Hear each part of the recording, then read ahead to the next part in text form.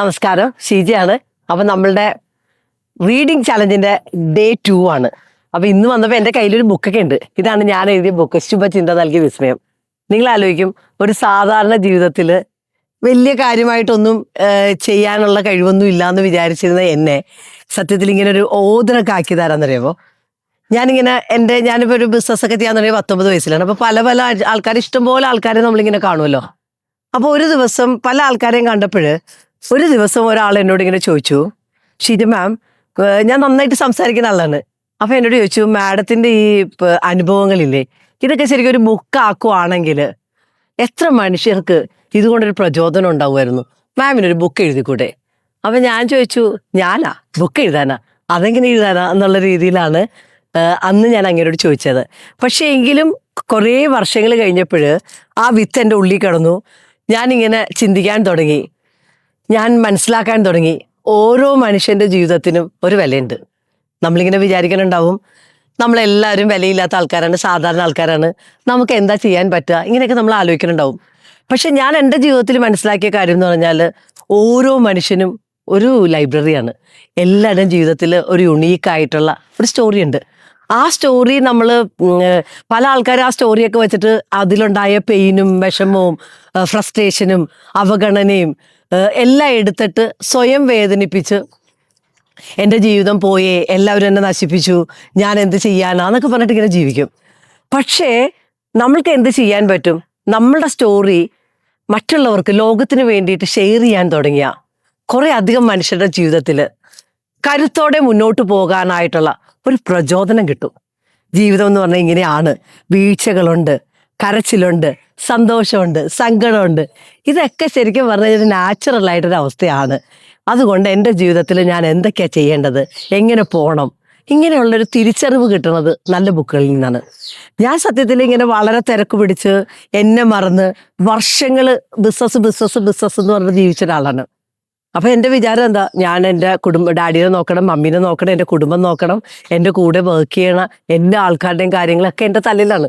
ഈ ചുമട് മുഴുവൻ എടുത്തു കഴിയുമ്പോൾ എനിക്ക് ഒരിക്കൽ പോലും എന്നെപ്പറ്റി ചിന്തിക്കാനായിട്ട് ഒരു സമയം ഉണ്ടായിരുന്നില്ല. അപ്പം ഞാൻ വർക്ക് ചെയ്യണ കമ്പനികളുടെ ടാർജറ്റ്സ് ഉണ്ട്, അതിനെ എടുത്തു കഴിയുമ്പോൾ ചെക്ക് പാസ്സാക്കണ ഉത്തരവാദിത്തമുണ്ട്. ഇതിങ്ങനെ ആലോചിക്കുമ്പോൾ ഇവിടെ വന്നു കഴിഞ്ഞാൽ വീട്ടിൽ ഉത്തരവാദിത്തമുണ്ട്. ഇങ്ങനെ ഓരോരോ കാര്യങ്ങൾ ബേസ് ചെയ്യുമ്പോൾ പലപ്പോഴും ഞാൻ മറന്നുപോയിരുന്നത് എന്നെയാണ്. അപ്പം റോബിൻ ശർമ്മയുടെ ബുക്കുകൾ എൻ്റെ ജീവിതത്തിൽ ഞാൻ വായിക്കാൻ തുടങ്ങിയപ്പോൾ ഞാൻ മനസ്സിലാക്കി, ഈ മെറ്റീരിയൽ ആയിട്ടുള്ള കാര്യങ്ങളുടെ പുറകെയൊക്കെ പോയി ഒരു കാര്യമില്ല. അവനവൻ്റെ ഉള്ളിൽ ഒരു കണക്ടിവിറ്റി ഇല്ലാതെ ജീവിച്ചിട്ട് ഒരു കാര്യമില്ല. ആ ഒരു ചിന്ത അദ്ദേഹത്തിൻ്റെ ബുക്കുകളിലേക്ക് എന്നെ കൂടുതൽ ആകർഷിച്ചു. ആ ബുക്കുകൾ വായിക്കും തോറും എനിക്ക് എൻ്റെ ജീവിതത്തിൽ മികവ് വരാൻ തുടങ്ങി, തിരിച്ചറിവുകൾ വരാൻ തുടങ്ങി.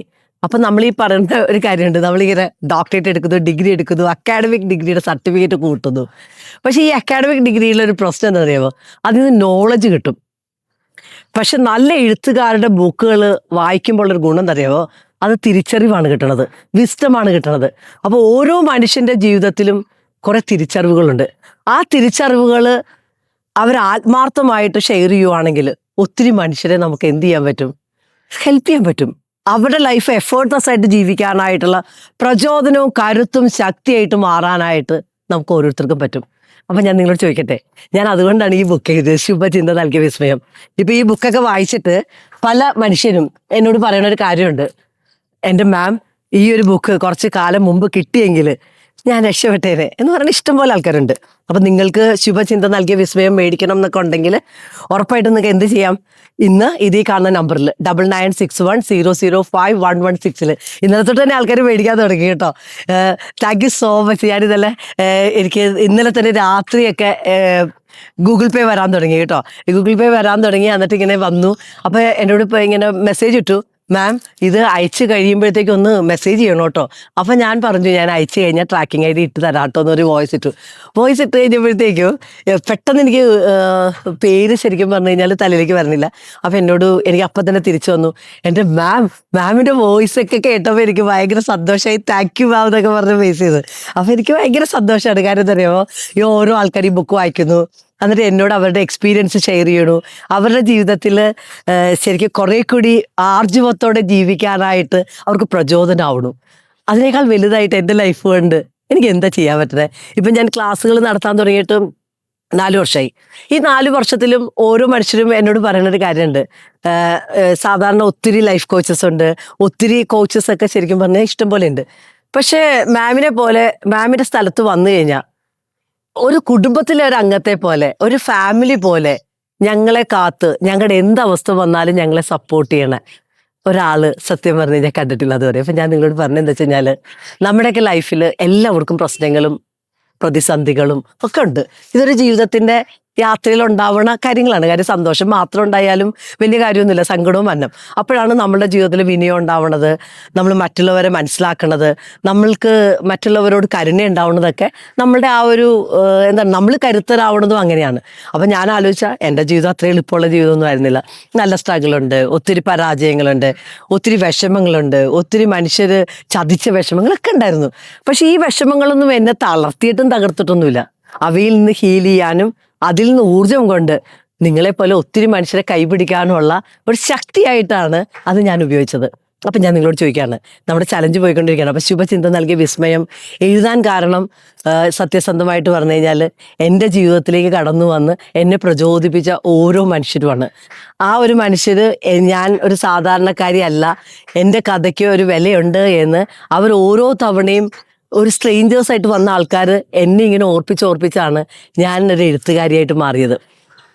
ഞാൻ IIM ബാംഗ്ലൂരിൻ്റെ ഒരു കോഴ്സിൽ ഇങ്ങനെ ജോയിൻ ചെയ്തപ്പോൾ അവിടുത്തെ ഒരു വെങ്കിട്ട് സാറ് എന്നോട് ചോദിച്ചു, ഷീജ നിനക്ക് ഇത്ര എക്സ്പീരിയൻസ് ഉണ്ട്, നീ ഇത്രയും ബിസിനസ് ചെയ്തു, ഞാൻ IIM പഠിപ്പിക്കുന്നതിനേക്കാൾ കൂടുതൽ എക്സ്പീരിയൻസ് നിനക്കുണ്ട്, എന്തുകൊണ്ട് നിനക്ക് ആൾക്കാരെ സഹായിച്ചുകൂടാ? അറ്റ്ലീസ്റ്റ് ബിസിനസ്സൊക്കെ ചെയ്യുന്ന ആൾക്കാർക്ക് നിൻ്റെ എക്സ്പീരിയൻസ് എന്തുകൊണ്ട് ഷെയർ ചെയ്തുകൂടാ? ആ ഒരു ചിന്തയാണ് എന്നെ കോച്ചാക്കി മാറ്റിയത്. അപ്പം ഇന്ന് ഞാൻ നിങ്ങളോട് പറയണത് വെച്ച് കഴിഞ്ഞാൽ, നമ്മുടെ ജീവിതത്തിൽ ശരിയായ ആൾക്കാരെ നമ്മൾ പിന്തുടരുവാണെങ്കിൽ നമ്മുടെ ലൈഫിൽ എന്ത് സംഭവിക്കും? നല്ല അവസരങ്ങൾ വരും. നമ്മൾ ഓരോ ദിവസം കഴിയും തോറും സന്തോഷത്തിൻ്റെ കാരണമായിട്ട് നമ്മൾ മാറും. അപ്പോൾ ലൈഫിൽ രക്ഷപ്പെടണമെങ്കിൽ ഏറ്റവും ഇമ്പോർട്ടൻ്റ് ആയിട്ടുള്ള കാര്യം, നമ്മളുടെ കഥ, നമ്മളുടെ ആ ഒരു കഥ പെയിനിൽ പിടിക്കാതെ ആ കഥ നമ്മൾ പുറത്തോട്ട് വിളിച്ചു പറയാനും ആക്സെപ്റ്റ് ചെയ്യാനും ഒക്കെ നമ്മൾ റെഡിയാവുക എന്നുള്ളതാണ്. അപ്പം ഇന്നത്തെ നമ്മുടെ ചലഞ്ച്, നിങ്ങൾക്ക് 2 ശുഭചിന്ത നൽകിയ വിസ്മയമാണ് ഇന്ന് കമൻറ്റ് ചെയ്യുന്ന ആൾക്കാരിൽ നമ്മൾ സെലക്ട് ചെയ്യണത്. അപ്പം ഈ ഒരു 7 ദിവസത്തെ ഈ ചലഞ്ചിൽ പോകുമ്പോൾ ഞാൻ നിങ്ങളോട് ചോദിക്കുന്നത്, ഒന്നാമത്തെ കാര്യം നിങ്ങൾ ചെയ്യേണ്ടത്, നിങ്ങളുടെ ജീവിതത്തിൽ നിങ്ങൾക്ക് ഒരു തിരിച്ചറിവുണ്ടായ, അല്ലെങ്കിൽ നിങ്ങളെ ഏറ്റവും കൂടുതൽ വിഷമിപ്പിച്ചൊരു അനുഭവം, ആ ഒരു അനുഭവം നിങ്ങളുടെ ജീവിതത്തിൽ ചിലപ്പോൾ ഇന്ന് നിങ്ങൾ തിരിഞ്ഞു നോക്കുമ്പോൾ ഒരു ഒത്തിരി അധികം പഠനങ്ങൾ തന്നിട്ടുണ്ടാവാം, നിങ്ങളുടെ ലൈഫിൻ്റെ ഒരു ഗെയിം ചേഞ്ചറായിട്ട് മാറിയിട്ടുണ്ടാവും. ആ ഒരു അനുഭവം നിങ്ങൾക്കൊന്ന് ഒരു കമൻ്റായിട്ട് പങ്കുവയ്ക്കാവോ?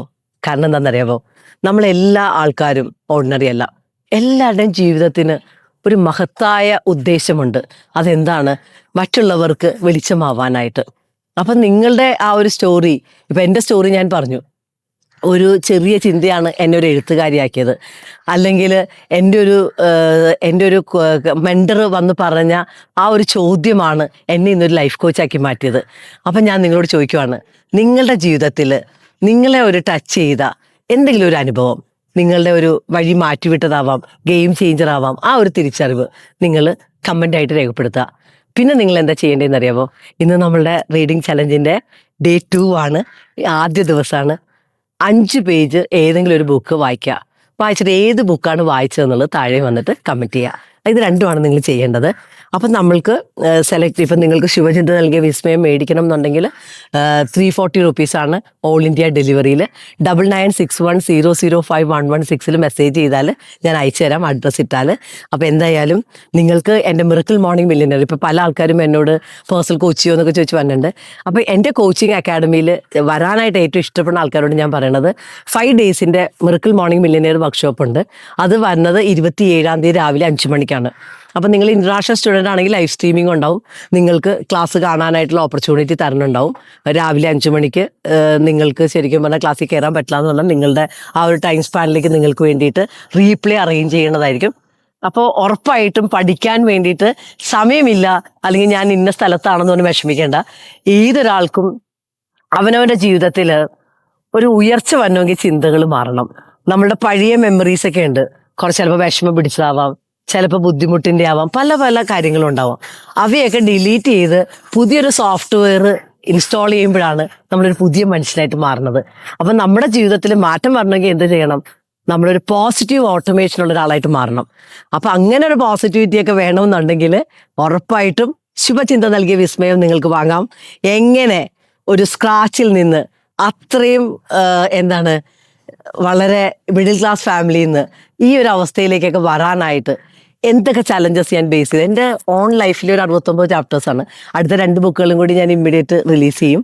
അപ്പോൾ ഇത് നിങ്ങൾക്ക് വാങ്ങാം, നിങ്ങൾക്ക് വായിക്കാം. എന്തൊക്കെയാണ് ഷീജ എന്നുള്ളത് ലൈവായിട്ട് നിങ്ങൾക്ക് മനസ്സിലാക്കാൻ പറ്റും. അപ്പോൾ എന്തായാലും നിങ്ങൾ ഈ ഒരു പേജ് ഫോളോ ചെയ്യുക, ഈ ഒരു ചലഞ്ചിൽ പങ്കെടുക്കുക, ഒരു ബുക്ക് എടുക്കുക, ഏതെങ്കിലും സ്റ്റോറി ബുക്കോ ഏതായാലും കുഴപ്പമില്ല, 5 പേജ് വായിക്കുക. എഗെയിൻ നിങ്ങളുടെ ആ ഒരു ലൈഫിലെ ഒരു തിരിച്ചറിവായ നിങ്ങളുടെ ഒരു അനുഭവം നിങ്ങളൊന്ന് ഷെയർ ചെയ്യുക. അപ്പോൾ എന്തായാലും നമുക്ക് അടുത്ത വീഡിയോയിൽ കാണാം. Thank you so much. God bless you all.